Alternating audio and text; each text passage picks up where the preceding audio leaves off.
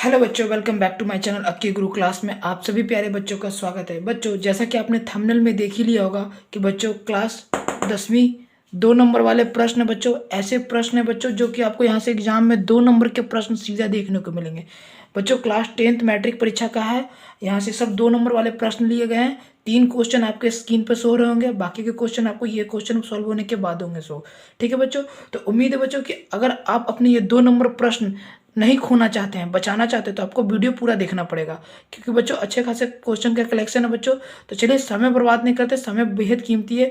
आज के first question पे चलते हैं। पहला क्वेश्चन को सॉल्व करते हैं, और उससे सॉल्व करने से पहले बच्चों को कहेंगे ये कि अभी तक हमारे चैनल को सब्सक्राइब नहीं किया तो सब्सक्राइब कर बेल आइकन घंटे प्रेस कर ले, साथ ही साथ सेशन को अपने सभी दोस्तों भाइयों बहनों के बीच शेयर कर दिए। तो चलिए पहला प्रश्न देखते हैं। क्या है प्रश्न कि 3, 4, 7, 2, 7, 6, 7, 8 का बहुलक क्या होगा। बच्चों देखिए, बहुलक यह एक ऐसा मैथ है जो आपको हर एक एग्जाम में मैट्रिक के हर एक बार में आपको ऐसे प्रश्न देखने को बन सकते हैं। बहुलक, माध्य, माध्यक, यह प्रश्न को समझना बहुत आसान है। तो मैंने बहुलक, माध्य और माध्यक तीनों इस वीडियो में लिया है, बस आप वीडियो के अंत तक बने रहें बच्चों। ठीक है, तो देखिए बहुलक का मतलब क्या होता है, जो बहुत बार दिखाई दे। हम लोग के बिहारी भाषा में बात करें तो बहुत बार लौके। ठीक है, तो बहुलक का मतलब होता है बहुत बार लौके, यानी जो बहुत बार दिखाई दे। 3, 4, 7, 2, 7, 6, 7, 8 में कौन सा बहुत बार दिखाई दे रहा है, तो 1, 2, 3। आप गौर करोगे 7 जो है वो 3 बार दिखाई दे रहा है, तो इसका बहुलक जो है वो 7 आंसर हो जाएगा। ठीक है बच्चों, अब आगे दूसरा प्रश्न देखिएगा बच्चों। 10 और 8 के बीच समांतर माध्य ज्ञात करें। ऐसे प्रश्नों को ज्ञात करने के लिए बच्चों को क्या करना होता है, कुछ नहीं, एक छोटा सा फॉर्मूला लगाना होता है। आप उसे कर लो बच्चों। 10 और 18, तो बस आपको लिखना माध्य बराबर क्या हो, ये संख्या 10 प्लस ये संख्या 18/2 जोड़ के भागा दे दीजिए, आपको आ जाएगा। 10 और 18 को जोड़ेंगे तो क्या होगा बच्चों, 28। ठीक है, और 28 को 2 से जब डिवाइड दोगे तो बच्चों 14। तो इन दोनों के 10 और 18 के बीच में जो माध्य आया बच्चों वो कितना आ गया, 14 आ गया। तो बच्चों ये इसका राइट आंसर हो जाएगा। ठीक है बच्चों, चलिए अब आगे आप देखिएगा बच्चों कि तीसरा प्रश्न है। तीसरा प्रश्न क्या बोलता है बच्चों कि द्विघात समीकरण है। अब गौर करना बच्चों कि यहाँ पे क्या है, द्विघात। यदि द्विघात समीकरण x² minus P x plus 9 बराबर 0 के मूल्य बराबर हो तो p का, इस p का मान पूछ रहा है। तो इस p के मान के लिए कुछ नहीं करना, बहुत इजी प्रश्न है बच्चों। आपको इस मैथ को सॉल्व करने के लिए एक फॉर्मूला आपको याद होना चाहिए, वो होता है b² माइनस का 4ac बराबर 0। ये प्रश्न अगर आपको फॉर्मूला याद है तो आपको आसानी से बन जाएगा। उससे पहले आप इसके गुणनखंड लिख लीजिए, मतलब कि a बराबर आपको कितना दिया हुआ है, कुछ नहीं है तो 1 है। जब कुछ नहीं होता तो बच्चों 1 माना जाता है। ठीक है, b बराबर आपको क्या दिया हुआ है, तो माइनस का p दिया हुआ है। ठीक है बच्चों, और उसके बाद फिर आपको c क्या दिया हुआ है, सी दिया हुआ है आपको कितना बच्चों, तो 9 दिया हुआ है। ठीक है, तो अब बस अब इस ये मान को, जो मान हमने लिखा उस मान को इस फॉर्मूले पे पुटअप कर देंगे। तो b कितना है, माइनस का p, तो बच्चों माइनस का p² माइनस का 4, a कितना है बच्चों, इंटू का 1। ठीक है, ओहो एक प्रश्न छूट गया बच्चों, 4ac होता है बराबर 0, और c कितना है बच्चों, तो c आपका 9। ठीक है बच्चों, बराबर 0। p² करेंगे बच्चों, तो जब p² करेंगे तो स्क्वायर का मतलब कि यहाँ पे 2 बार माइनस, तो माइनस माइनस ये प्लस हो जाएगा, तो p का बच्चों p हो गया। ठीक है, तो p² हो गया, और उसके बाद माइनस 4 एकम 4 और 9 चौके 36। ठीक है बच्चों, बराबर 0। ये आपको आ गया p 36 आ गया। अब आपको क्या क्या करना बच्चों, तो ये जो 36 आया, अब इसको हमको सॉल्यूशन करने के लिए बराबर 0 लाएंगे, तो p² बराबर का 36 इधर आ जाएगा, और जब ये स्क्वायर है तो वो इधर जाकर इसके ऊपर रूट चढ़ जाएगा। तो p² जब हटेगा तो 36 पे बच्चों रूट चढ़ जाएगा। अब जब रूट चढ़ जाएगा तो उसके पर ऐसे प्रश्न को हम जब बराबर लाएं तो ये जो होता है ना बच्चों, इसका मूलक होता है प्लस और माइनस, तो आप यहाँ पे प्लस और माइनस कर सकते हो। ठीक है, तो p बराबर आपको क्या आ गया बच्चों, तो इस 36 का वर्गमूल क्या होता है बच्चों, तो 36 का वर्गमूल होता है 6, और प्लस और माइनस, ये आपको इसका आंसर हो गया बच्चों। ठीक है, तो उम्मीद है बच्चों कि आपको ऐसे प्रश्न समझ में आए होंगे। तीसरा नंबर भी बन गया। चलिए चौथा नंबर बताते हैं बच्चों। चौथा नंबर प्रश्न क्या है, चलिए बच्चों हमने चौथे पांचवा और छठे प्रश्न को लिख लिया। आइए इस प्रश्न को सॉल्व करते हैं। देखिए बच्चों, मैंने शुरू में बता दिया कि 2 नंबर वाले प्रश्न हैं। आप जो बच्चे पढ़े होंगे उनको इजी लगेगा, जो नहीं पढ़े होंगे उनको आसान लगेगा।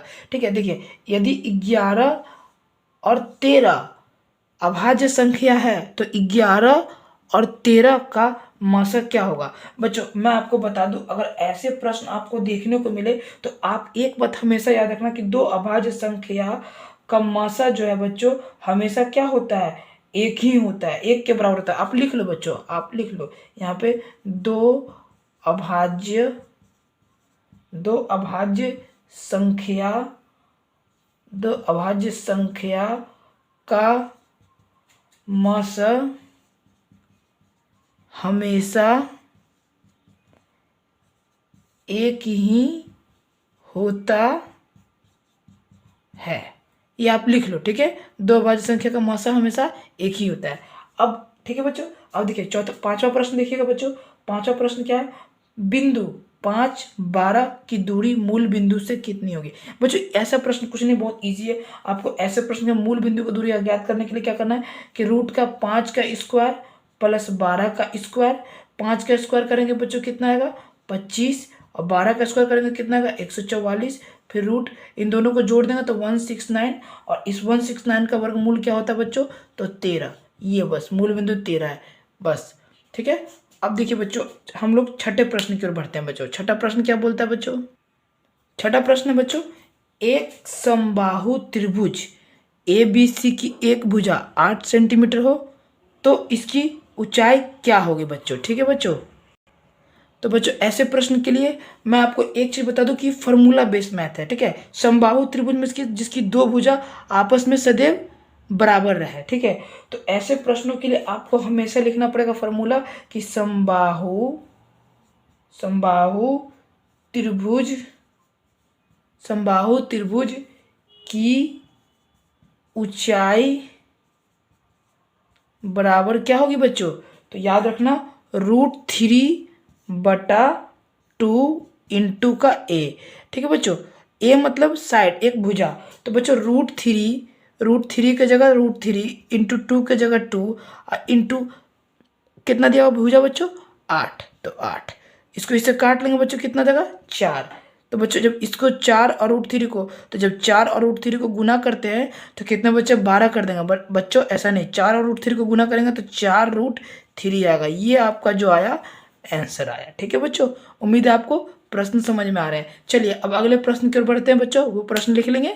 चलिए ठीक है बच्चों, चलिए हमने 7 और 8 प्रश्न लिख लिए। इस बार 2 ही प्रश्न लिखे क्योंकि ये दोनों प्रश्न थोड़े से बड़े हो सकते हैं, इसलिए जगह स्पेस की प्रॉब्लम है। चलिए बात नहीं करते, हम लोग क्वेश्चन सॉल्व करते हैं। यदि समीकरण 3x - y = 5 तथा 6x - 2y = k कोई हल ना हो, तो बच्चों जब कोई हल ना हो तो ऐसे के लिए हमको एक यह बात याद रखनी है कि हमको जब कोई हल ना हो तो इस बात को हमको लिखना पड़ेगा A1/A2 बराबर B1/B2 equal to not C1/C2।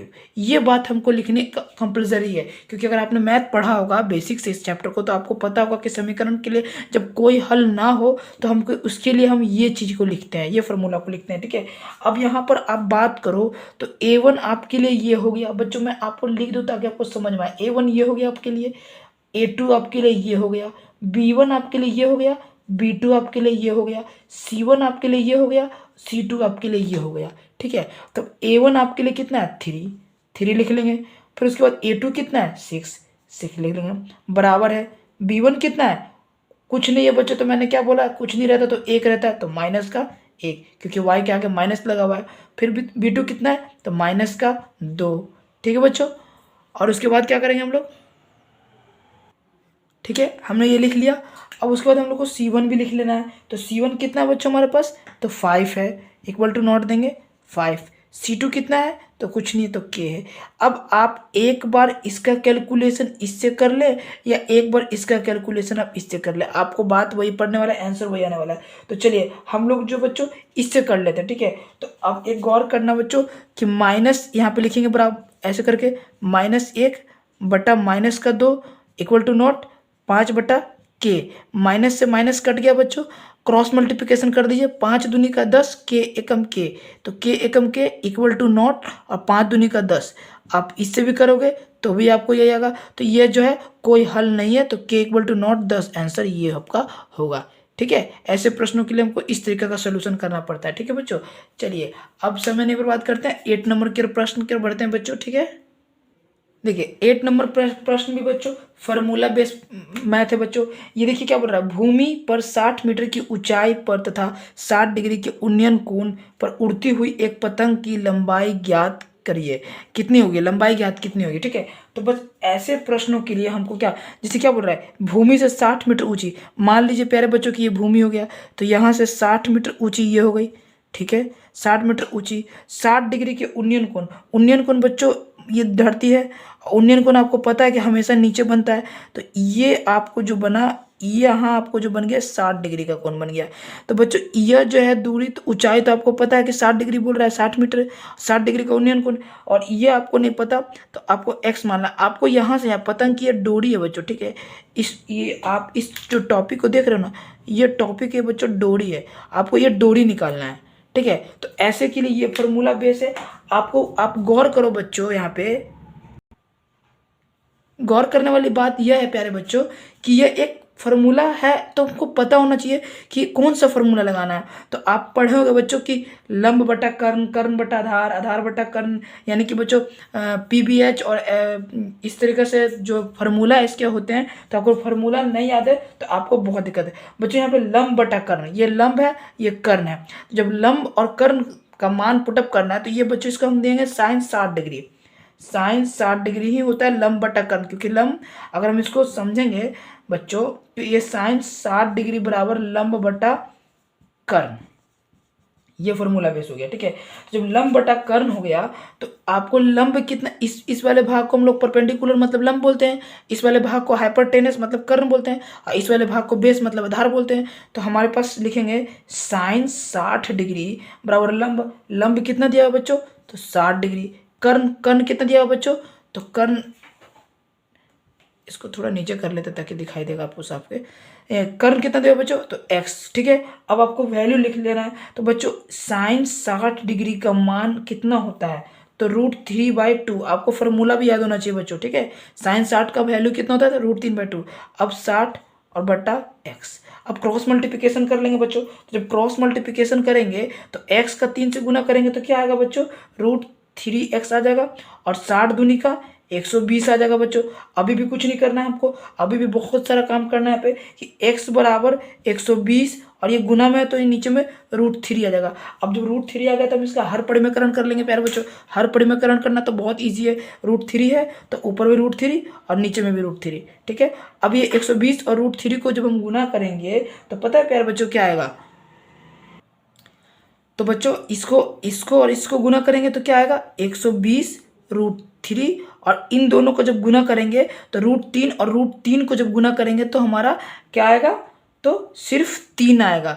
आपको हर परिमेयकरण मैथ भी आना चाहिए बच्चों, अगर नहीं आएगा तो आपको बहुत प्रॉब्लम हो जाएगा। अब 3 से इसको काट दीजिए, 120 40 पर में कितना आ गया बच्चों, 40 √3। तो बच्चों जो इसकी डोरी की लंबाई आ गई बच्चों कितना आ गई, 40 √3। तो ये आपका इस तरीके का प्रॉब्लम जो है मैथ क्रिएट कर सकता है। तो आपको ये जो फार्मूला है ना, ये फार्मूला आपको याद करना बहुत जरूरी है। ये जो आपके फार्मूला है बच्चों, इस फार्मूला को आपको रखना होगा कि साइन 60 बटा लंब बटा कर्ण होता है, और आधा कोस का भी होता है, टेन का भी होता है, सबका होता है। एक बच्चों एक होता है पंडित बद्री प्रसाद हर बोले, यानी कि इस वाले भाग को आप परपेंडिकुलर बटा हाइपरटेनस और बेस बटा आधार कर्ण और लंब बटा आधार। ठीक है बच्चों, आप ऐसे समझ सकते हो। तो इसका एक अगर आप बोलोगे तो इस पर भी मैं अलग लॉन्ग वीडियो बना दूंगा, नहीं तो यूट्यूब पे बहुत सारे वीडियो पर आप जाके देख सकते हो बच्चों।